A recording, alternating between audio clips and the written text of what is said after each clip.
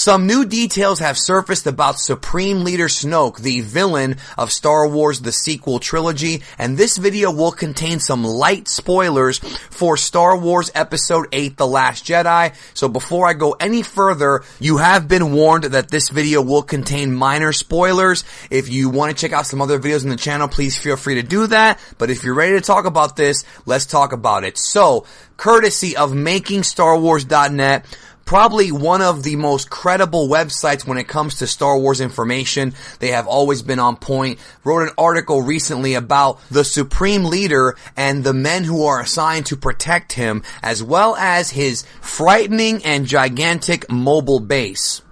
What we find out is that in Star Wars The Last Jedi, Supreme Leader Snoke is not just like Palpatine where he dresses in a black cloak to hide his disfigured face. That's not what he does. He's actually much more gaudy and much more of a show-off when it comes to his riches and his wealth. He's got several outfits in The Last Jedi rather than just the black robe, including what was described as a giant pinky ring that is said to be an old kyber crystal the size of a ring pop. I thought that was kind of a funny description, but he also wears gold robes and, shoes that are like red and gold. So the guy's a big kind of opulent type of guy. The story about his guards is very interesting, and they're described by Making Star Wars as the Praetorian Guards, which may actually be the official name, but we're not sure. And they're basically very similar to the Roman Imperial Guards and are very similar to the Red Royal Guards that protected Emperor Palpatine that we saw, of course, in the old films. And much like those guards, these guys also wear red with like a plastic cloth hybrid kind of helmet, and supposedly these guys have several different weapons, specifically melee weapons, unlike anything we've seen before. These guys don't carry blasters. Supposedly one of them has a staff. We see one with a sword. We see one with nunchucks. That's right, folks. A guard of Supreme Leader Snoke is going to be rocking some nunchucks. Have we ever seen nunchucks in the Star Wars universe? I mean, I don't even remember it being in the EU, but I haven't read every EU book, so maybe it's in there somewhere.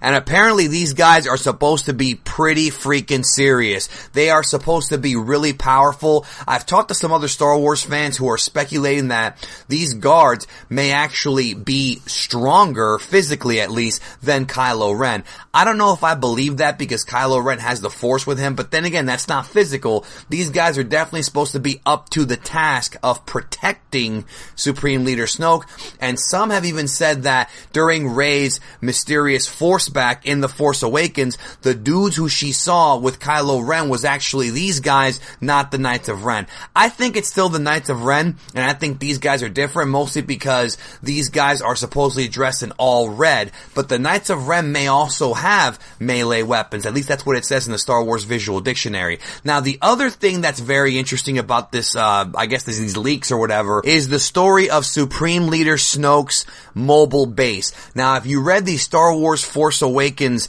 guidebook that came out when the movie came out, it talks about Snoke being on a mobile base, not on a planet like Emperor Palpatine, of course, was on Coruscant. Supreme Leader Snoke rides around in a giant mobile base that is being dubbed by Making Star Wars as the Mega Destroyer. And that's very interesting because apparently his gaudy and expensive looking palace is actually a room inside of this gigantic Mega Destroyer. The story is that the Mega Destroyer is shaped like a flying wing, but it is supposedly ridiculously large. In other words, from what I understand from what was said on the Making Star Wars podcast and in the article, the ship is bigger than Darth Vader's Superstar Destroyer, or at least it could be. It's not quite as big as a Death Star, and definitely not as big as Starkiller Base, but it's a giant, humongous ship with about 10 or so giant engines coming out the back of it. This thing is supposed to be extremely scary, and it's being dubbed the Mega Destroyer. This, of course, matches up with Pablo Hidalgo's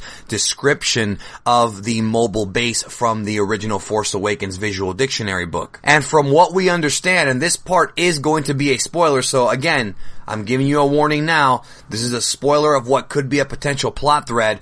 The Mega Destroyer and the First Order fleet spend a big portion of this movie chasing the Resistance led by Poe Dameron and his fighters. So the story is that Poe Dameron, at least for a portion of this movie, is leading the Resistance fleet, the remnants, away from this mega destroyer. So this weekend I will be at Star Wars Celebration, so I will have content. I'm sure I'm going to have tons of content about Celebration and the announcements coming up probably sometime next week. I'm going to try and talk to a lot of people there and maybe get some new folks here on the channel to talk to about Star Wars, and I'm really, really excited. And I will still have Dragon Ball content coming out on the channel, as well as some other plans for some fun stuff here in the very near future. Videos are not going to stop. I just won't be around to actually, I won't be around as much as normal, but the videos are still going to be going up. They are scheduled to go up for the rest of the week. What do you guys think about this new information? Let me know in the comments what you think about Supreme Leader Snoke's gigantic mobile base, this mega destroyer,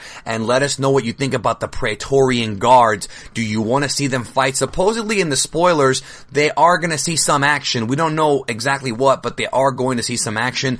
Do you want to see what they can do? I'm excited to see nunchucks in the Star Wars universe. That's just awesome. As a lifelong fan of TMNT, it's cool to see some ninja weapons here. And apparently a couple of them actually have throwing knives. So that's kind of cool. They're bringing some ninja type stuff into Star Wars. I'm digging it. I think it's pretty cool. Anyways, let me know what you think in the comments. Thank you guys so very much. Subscribe if you have not. Like the video. It helps out the channel very much. And leave a comment about any topics you might want me to cover. And it may just get covered. Talk to you guys later.